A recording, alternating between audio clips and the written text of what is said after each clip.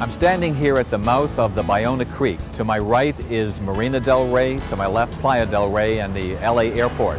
Behind me are the Ballona wetlands, and beyond them, the whole of Los Angeles. Something exciting is happening here. You can't see it, but it's real.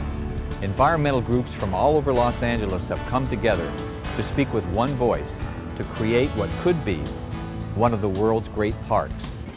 Imagine a lush wildlife corridor connecting the Pacific Ocean to the heart of the city. It passes through the restored habitat of the Ballona wetlands and surrounding bluffs. It winds along the banks of Ballona Creek, through Kenny Hahn Park and the Baldwin Hills recreational area, all the way to Exposition Park and beyond. A lush wildlife greenway home to birds and animals where we can all experience the sights and sounds of nature usually found only in the distant wilderness. The value of having people walk out of their homes and then walk into a wilderness experience and or open space experience is, I think, vitally important for the spirit, for the mind. Our vision is having the connection from downtown at the Expo rail line, connecting to one of our corridors, Stocker Corridor, which is a habitat and pedestrian corridor, coming through the Baldwin Hills, over this land bridge, and then across down to Ballona Creek, and then taking the trip all the way down Ballona Creek with similar type flora and fauna that is native to the area. Well, Los Angeles is one of the most underparked metropolitan areas in the entire nation. It has the worst park space to resident ratio. New York City has a better ratio. Chicago has a better ratio. So we're really starved for open space in this city. It's important not only for ecological health, meaning a wildlife corridor, but also for our sanity, essentially, a place for us to go and visit, kind of like you have at Central Park and Golden Gate Park. So what's really exciting about the time we're in right now is that elected officials on the local level, on the state level, and on the federal level are really listening to what we have to say. They really want to know what we want as far as acquisition priorities in the Ballona watershed, and they're excited to see that we're coming together, and the environmental community is coming together and speaking with one voice, pushing one vision for this watershed.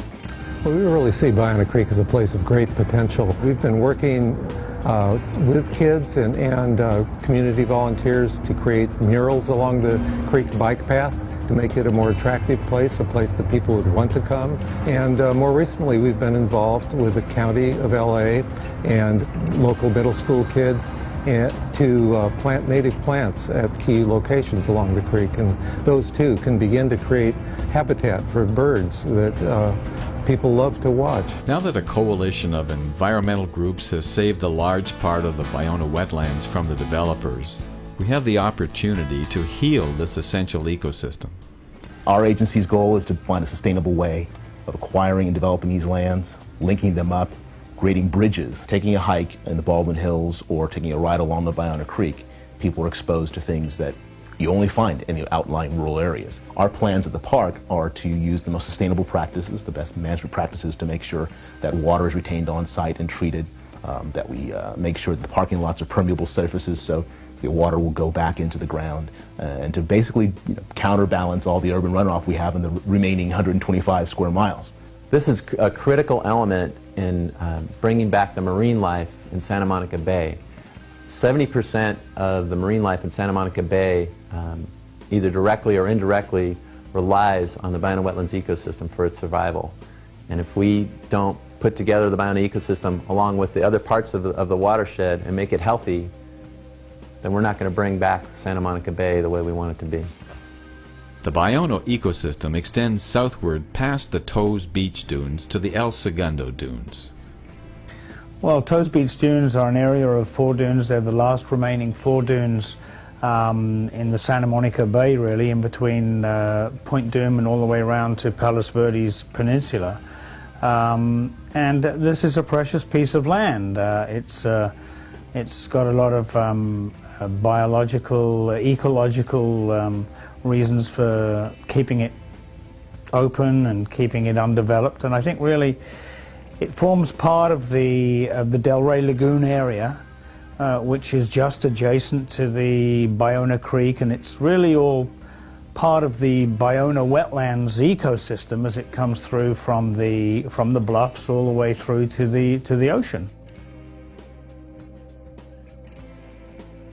Because the wetlands are home the hunting grounds for a lot of species, but the place where the animals live is in the uplands. They need to have wetlands where there's a lot of critters to hunt for, but you got to have dry land where you can live and have nests. So we want to bring school children from all over Los Angeles to learn how this whole ecosystem and the greater vision ties together. Dr. Joy Zedler was one of the top wetlands restoration specialists for Southern California, calls it the critical wetland-upland connection. Some of the insects, for example, that pollinate the plants in the wetlands have to build their nests in the dry uplands. It's important that we find a way to save the bluff right away, because developers have bulldozed the bluff already. They want to build homes up there as soon as possible. We're not giving up, because we've looked at Point Reyes National Seashore. We use them as an example, where the model homes were built, the roads were in, the street lamps, and the citizens still didn't give up, and they finally found a way to buy the land and restored it. They took everything out, restored it,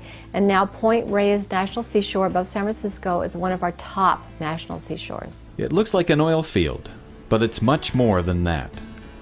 Part of the Baldwin Hills and covering hundreds of acres, it symbolizes the conflict between commerce and quality of life in our city.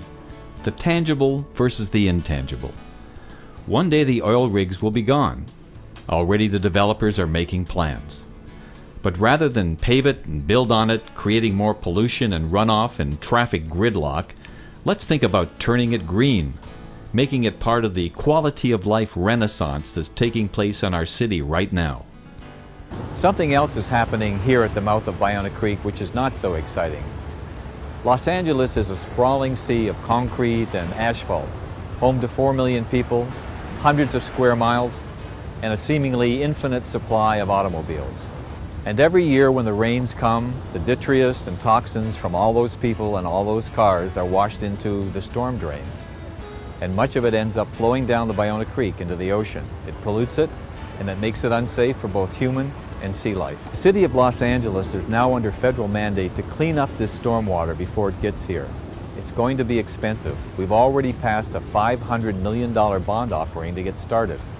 Some say it'll cost 2 or 3 times more than that. No one knows for sure. The reason that Santa Monica Bay is horrendously polluted is because once the land was very important ingredient in cleaning up the ocean. Once you develop and pave over entire urban areas, everything that people drop out of their car, everything that when you wash your car, every bit of oil and grease that drops out of a vehicle, every bit of smog that settles to the ground after it rains, it all flows unabated right into the ocean. There's nothing cleaning it. It's called the Ballona Watershed, 145 square miles of runoff to be cleaned up.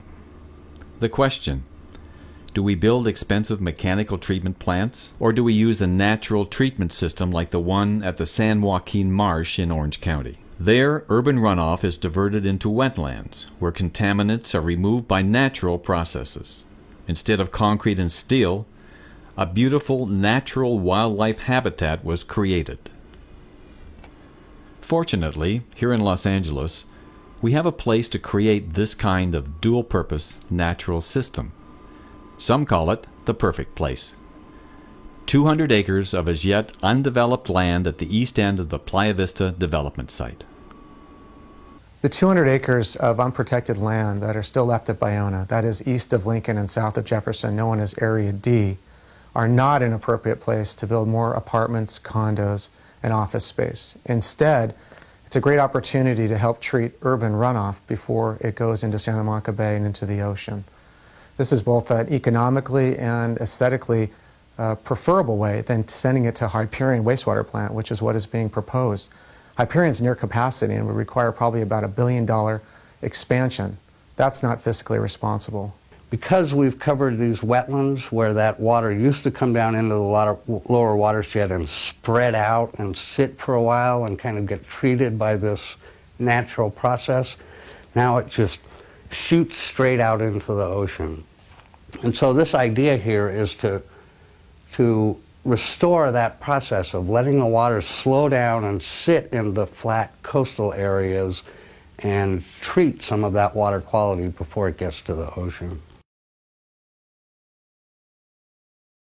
Well, the good news is that there are 2 propositions that have been passed in the recent years. One is Proposition 50, passed at the state level. It targets purchasing lands like those at Ballona to help clean urban runoff. And then just last November, LA voters passed Proposition O, a $500 million water bond to in fact do the same thing, purchase land to help clean urban runoff. So we have a great opportunity to not only do what's right, but to be able to afford it. Every last inch of open space in Los Angeles is vital to the public, vital to wildlife, vital to the preservation of so many important things scientifically and just in general that benefits the public, that the investment is well worth it. We've had laws on the book, had the Coastal Zone Management Act, the Clean Water Act, all these laws to try and stop this degradation of our coast and ocean, but it goes on, right? And I think one of the reasons that it's so pervasive is that people must have the sense that it's happening somewhere else. It's not happening in my neighborhood, doesn't have anything to do with my behavior. And the truth is that it's happening right here. Overwhelmingly, the reason people visit California is because the beauty and openness of our coast and ocean.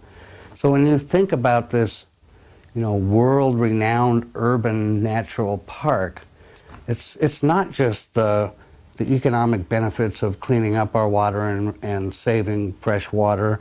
It's not just about the intrinsic values of education and research and quality of life, but it's also about our economy. I mean, the direct benefit that we get from attracting people from outside our state to visit California. What we're working to do is bring about an entire paradigm shift in the way we think of Los Angeles, in the way we plan, in the way we build, in the way different departments of the city and the county and the state work together, in the way we think about how we live on the land. We get to create more parks, we get to connect communities together, we get to help clean up our stormwater, we get to capture and reuse our stormwater. There's a million different things that it sort of plugs into and feeds into. We have to stop thinking that we can only do things the way they've been done. The way they've been done is not solving the problem. The importance for our children to understand these natural processes and the beauty of nature is that, one, you really only love the things that you understand, and you only protect the things that you love, right? And so if we want to turn around this degradation of our natural environment and our quality of life, we have to, one, make this thing fun for kids, that they get to go down into these natural places and have fun and observe nature. And once they get that and they love the place, then you've probably converted a lifelong environmentalist.